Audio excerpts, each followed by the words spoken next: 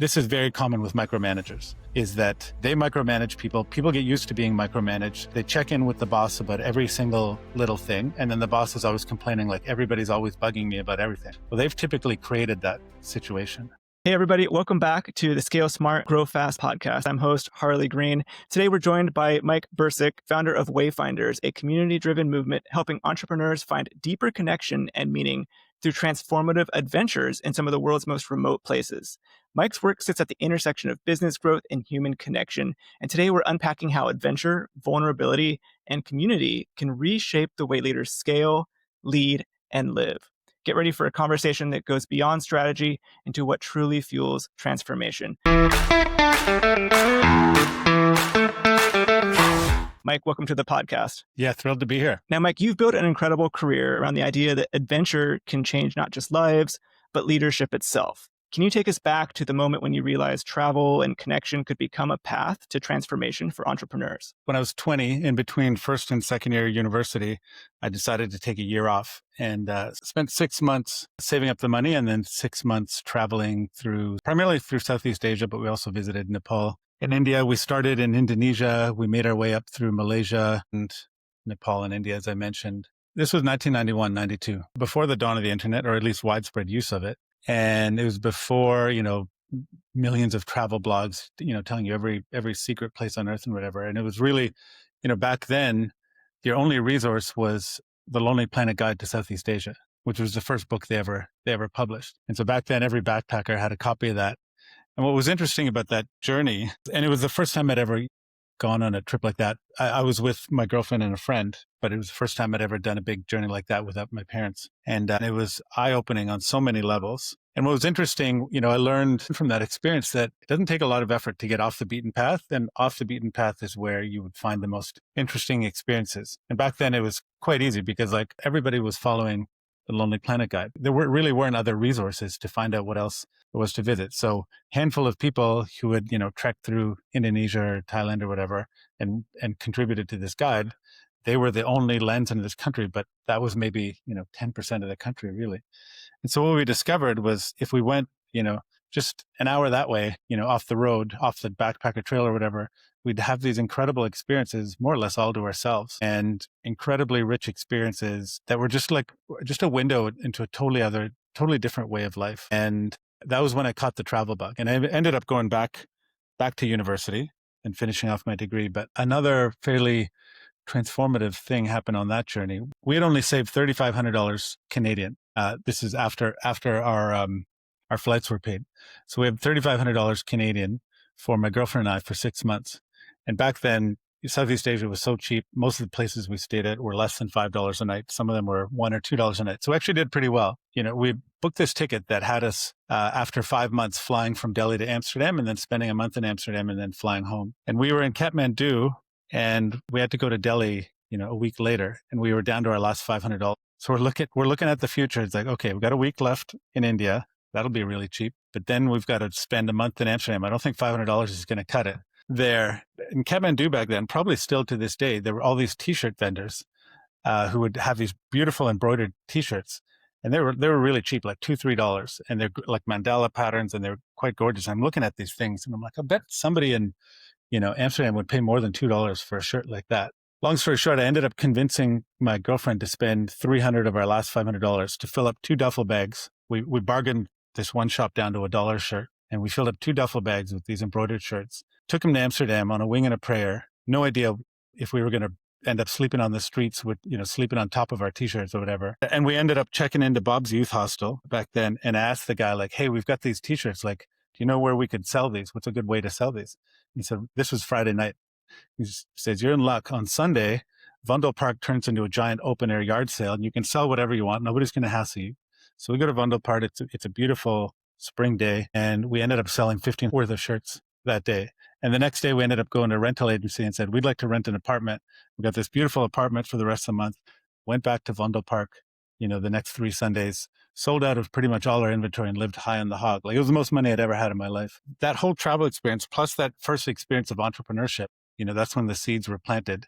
and started what has now become a 27-year career in the world of travel and transformation. And that's an incredible story and just amazing how those things lined up and your bravery, you and your girlfriend, to take that leap. I imagine it would have turned out very differently if you maybe had shied away from that and had a different mindset. It would have been a lot different outcome for you. We almost had nothing to lose because we were going to run out of money either way. And so it's like, okay, well, we run out of money in a week or we run out of money in a few days. We're going to run out of money. Anyways, it took a little bit of convincing for her, but I was just like, oh, well, we got nothing to lose. Absolutely.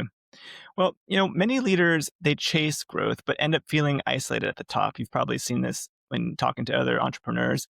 In your experience, what patterns have you noticed in the emotional or relational challenges that high performing entrepreneurs often face? Yeah, well, I will count myself in that group. With my previous company, a company called Sacred Rides, we did high-end mountain bike trips all over the world. It sort of scaled organically for about 10 years. And then in 2013, I got a little bit impatient with that. And I started raising money from investors. And I did that 2 more times over the next couple of years, really aggressively putting, fuel on the fire, growing the team, expanding all over the world. I mean, rather than pointing to what are the specific challenges people encounter, I want to point to what are the reasons why people encounter these challenges, because I see this time and time again. I'm surrounded by hundreds of entrepreneurs. My customers are all entrepreneurs. And my experience, after spending 4 or 5 years aggressively scaling the company, I had little kids at the time, and we had set this aggressive goal of being in 150 countries by 2021. And we launched this whole new program to achieve that. Within 6 months, we expanded to 45 new countries. I could see the path. It was low-hanging fruit, so the last 50 countries might have been a bit harder. I could see the path to us achieving our goal, and one day I woke up and I could see myself achieving that and, celebrating with the team for an afternoon, and then now what? And just feeling really empty inside. And I ended up, at the same time, I was reading Ryan Holiday's book, Ego is the Enemy. Not sure if you encountered that, but fantastic book. And I saw myself in the pages of that book. And I was also, my friend Philip McKernan, who's an amazing coach, I attended a session of his. And one of the questions he asked was, where are you seeking validation and why? And one of the things I realized was that this whole thing was just about getting validation. In tandem with that goal of 150 countries was I wanted to be on the cover of Entrepreneur magazine. And I just woke up one day and I thought, oh my God, this is just my hungry need for validation that, maybe I never got as a kid or whatever it is. And it doesn't matter how many zeros I put on my revenue or how many awards or whatever, it's not actually going to, fill that hole. And I'm chasing this in this futile race for feeling worthy and feeling validated by the world. And it's stressing me out, and it's killing me. It's killing my relationships and my own health and whatever in the process. That was the beginning of the end for that track. I ended up selling the company a couple years later. And at the same time, I started Wayfinders that I was much more aligned with. And it's not that I'm against scale. I think scale can be a beautiful thing, but you have to do it for the right reasons, and you have to do it the right way, the smart way, because you can do it all sorts of dumb ways that give you nothing of what you actually want and lots of what you don't want. And the right reasons, are because you love your product. It's providing genuine, true value or your service to people. You want to impact more people, but not. And a lot of people, if they actually scratch below the surface, they'd realize they have that same hunger. I need to be validated. I want to, be seen as important. And when I go to entrepreneur conferences, I want to be able to brag about I've got 50 million in revenue and a team of 200 and whatever. When I sold that company and focused on Wayfinders, I just took a completely different approach. I said, I want to focus on value, on deep value from my customers, something that is deeply aligned with me at my core and who I am. And I'm going to scale very patiently. Along the way, I'm going to, make sure that keep realigning, making sure that I'm chasing, the things that are actually in alignment with who I am, and making sure that I'm set up operationally so that I'm not going to be stressed out along the way. And so, when I see people who are just chasing growth for growth's sake, it's usually because they're searching for that validation. And it's amazing how long people can keep that up. They think, okay, you get to 1 million, and then you think, okay, next goal is I want to get to 5 million. And then in 10 million, and then 50 and 100 and whatever. And they keep thinking that when they get to some next level, that's where they're going to feel accomplished, they're going to feel happy or whatever. And typically what they find is none of those things happen along the way because they're chasing it for the wrong reasons. And so you can still hit 50, 100 million as long as you feel that deep alignment and you're doing it for the right reasons. But, in answer to your original questions, what I see is a lot of entrepreneurs just working way too hard, stressed out way too much because as the company grows, everybody's delegating up to the boss at the top. They don't have the right systems in place, and they don't have time to look after their health. They don't have time for their most important relationships, and they're just burning themselves out. Absolutely. I'm glad you brought up that alignment and what happens when businesses do scale. Often it does demand systems and structure, yet your work reminds us of the power of that, of having freedom and flow. And I'm curious, how can leaders balance those two worlds, that operational efficiency and scale, while having that authenticity to, their mission and what they're really passionate about? So I've done a lot of coaching with busy entrepreneurs. I started out coaching by helping them put in systems in place so that their business could run without them. And what I discovered not too late into that journey was that it wasn't about systems. It was about the internal systems within them. And that most company owners have a really hard time letting go for a bunch of reasons. People won't do it as well as I can, or they won't know how to do, whatever. They tell themselves all these reasons why they have to be the one to do it. So part one of that is letting go. And part two is like, as the saying says, if you're going to climb the ladder of success, make sure it's leaning on the right building. And so the other part of it is like really getting deep alignment, like what kind of company is it that you want to create? And what are the values that you want to create along the way? And doing that. And then, then the systems are like the layer on top, but the deeper layer is like really understanding who you are. And one of the things I would tell my clients, I would tell them, I want you to start by taking one day off a month. Just take, one Friday. And so for some, like, oh my God, I can't take a day off. Like everything's going to fall apart. And I said, just take one day off a month and see if everything falls apart. And if everything falls apart, you can blame me. And of course, things don't fall apart because of one day. And it's a big struggle for them to not check their phone, not check email, whatever. Then I'd say, well, try taking Friday afternoons off. And then we work from there. And then ultimately I would tell them, hey, instead of just taking your day off and doing whatever, watching Netflix or surfing or whatever, I want you to spend part of that day, go out into the woods and just go sit in the woods by yourself for 2 hours, 3 hours, or 6 hours if you can manage it. And there's something amazing that happens when you spend time in the wilderness by yourself, is you can actually hear yourself. You can hear your own heart, your own soul. You can get these instructions as to, oh, this is who I am and this is what's important to me. And it's really hard to tune into that frequency when you're constantly on the go, you're constantly checking Slack, emails, or whatever. And you can't build the right type of company unless you make intentional time. People do that. They, inevitably, if you have kids and you go sit in the woods by yourself for 3 hours, I keep saying that my family is the most important thing, but I'm working 80 hours a week and I don't have time for them. Like there's an incongruency there. Or, I actually, what I love is serving my customers, but I'm so busy managing the team that I don't have time to connect with customers or whatever that may be, right? They get useful information and then they can build a business accordingly. And they also learn, this is very common with micromanagers, is that they micromanage people. People get used to being micromanaged. So they check in with the boss about every single little thing. And then the boss is always complaining, like everybody's always bugging me about everything. Well, they've typically created that situation. And so what they learn when they step away for a day, or, maybe they work their way, one client I worked with just hadn't taken a day off in several years. And after about 6 months of working together, he took the entire summer off. And it wasn't so much about the structure. I helped him put in structure and all that. It was just when he stepped back, he learned to trust his employees. His employees learned to trust themselves and their decisions, and they could make decisions without, having to check in with him about every single little thing. And then the business ultimately ran better. And I've seen this time and time again. The business runs better when the boss gets the hell out of the way and people can do their best work. That's a big learning curve for a lot of people because they want to have their finger in every pie. And a business just can't work that way as it scales. If you're running a growing company and still handling too many operational details yourself, there's a better way forward. The Delegate or Die checklist shows you the exact tasks that drain leadership bandwidth and the simple changes that recover 15 to 30 plus hours a week. Download it free at workergenics.com/scale-smart.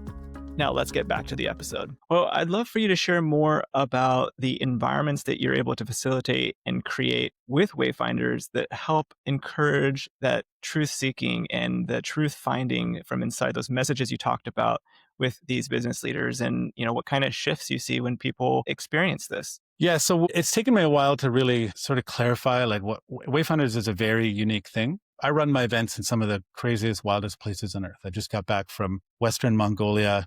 It was a 40-hour journey to get there. The last 4 hours, which were in military vehicles, and we ended up joining a local nomad family and joining their fall migration. Nobody's ever done that in that part of the world because nobody's dumb enough to take on a challenge like that. But I really enjoy challenges like that. And so ultimately what I distilled it down to is like the three elements of Wayfinders are adventure, community, and transformation. And so the adventure part of it is like really deep adventure. And a big part of, my lens on adventure is not adventure if you know what the outcome is going to be and you're going to be comfortable the whole way and you know what the journey is going to be. That's not really an adventure. So every single adventure that I run, even though I go to great lengths to try and, map everything out and schedule everything down to the minute or whatever, always something unexpected comes up, throws my plans out the window, and we have to adjust. And I've come to expect and I've come to appreciate it because that's where the magic really happens. That's what makes it a true adventure. And one of the things that people learn along, and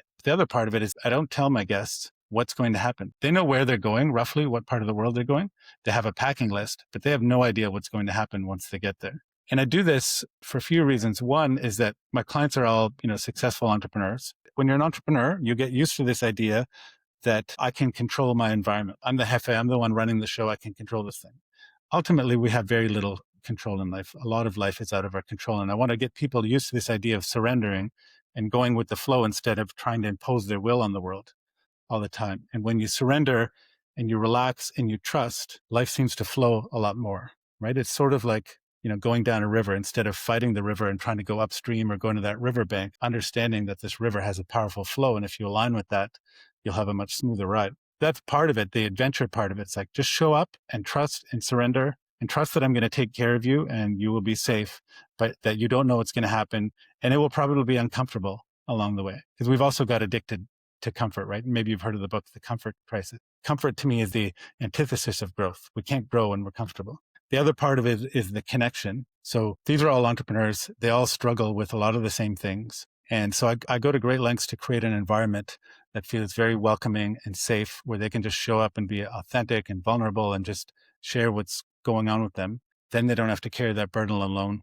They can share that with others. They can get, dialogue, feedback, reflection from others. And so it's easy as entrepreneurs, especially when we're at the top, maybe we're lucky enough to have, a forum type group or an advisory board or something like that. But typically we're talking with them, about business challenges, but we have very few people that we can share our most intimate, personal, emotional, mental, spiritual challenges. And so that's the point of creating this container where people can talk about anything and it's all welcome and it's all safe. And then the transformation piece is, I've gone deep over the last 10 years, really developing my skills as a facilitator to create this container for transformation. So every day, we'll have a couple of hours of where I'll take the group through exercises, that could be reflection or dialogue or somatic movement or various types of meditations or whatever, but it's all informed by the environment where we're in. So it's very different in Bhutan than it might be in Mongolia or Papua New Guinea or whatnot. And one of the biggest and most transformational aspects of it is just being so far out of their home environment and dropped in this completely different environment, different culture,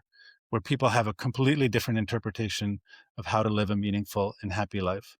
And nobody who came with me to Mongolia has decided I'm going to go be a nomad in Mongolia, because it's a hard life, but it's also a really beautiful life. And people took away aspects of that. These people are not hurried. They don't rush around.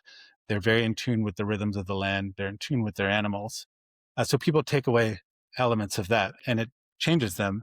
And then also make sure that there's lots of time for people to be alone and sit alone in these, beautiful wild environments. And sometimes that could be 2 or 3 hours, intentionally taking them out in the wilderness. Sometimes it could be 24 hours, just leaving them, with a tent and a sleeping bag in the wilderness. And boy, oh boy, do people have profound experiences when they do that, often for the first time. And so, one guy who was with me in Mongolia last month, he realized that he was running, a couple of different companies, and he realized one of them was this sort of legacy company that he'd been running for 10 plus years. And he was just really no longer aligned with it. And he was just running it out of obligation, but it was just no longer in line with who he was. And so he ended up closing that business down. Another guy had not connected with his father in 15 years. And through that experience, it gave him the courage to actually reach out to his dad, and he's reconnected with his father, which has been profound for him. And, people just discover unique things that, use the language of the soul, which is maybe not in a religious sense, but in the sense that beneath, the ego that we've constructed, there's something deeper, a soul that is like the truest essence of ourselves. And it's always calling us forward.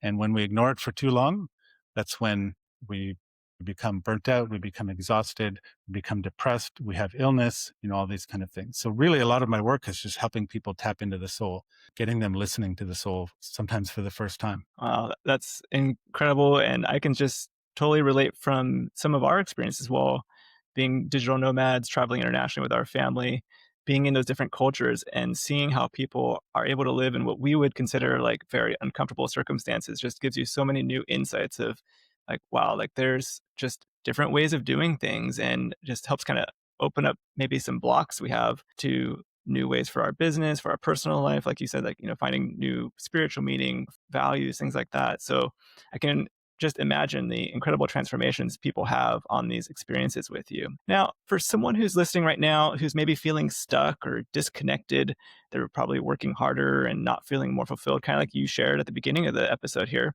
What's one simple, actionable thing they can do this week to start creating more space for that meaning, adventure, and maybe some connection in their life?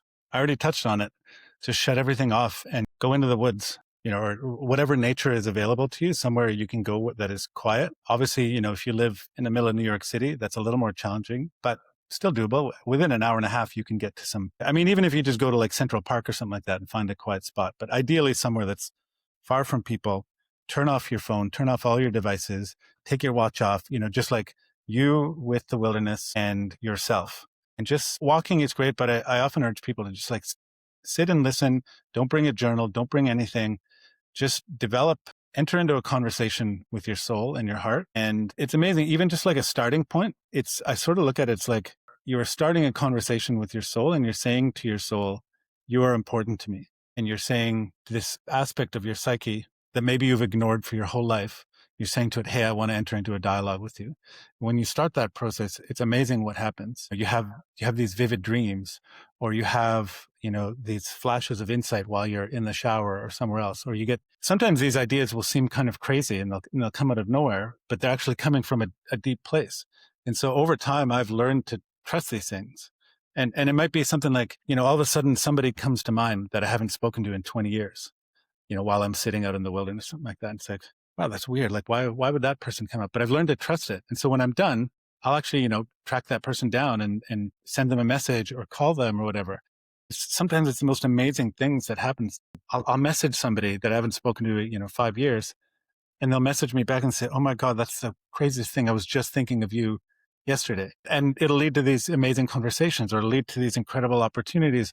Or sometimes I'll connect with somebody and they'll say, my God, like I've been having the worst time. You have no idea how much it means to me that, and I've rekindled these incredible old friendships that I lost touch with. So just like these things that pop up that it would be easy when you're in that more egoic state of mind to just dismiss them. Like, why the hell would I reach out to, so-and-so? Or why would I follow through on this idea? That's just completely bonkers. But from a rational perspective, the soul often doesn't make sense.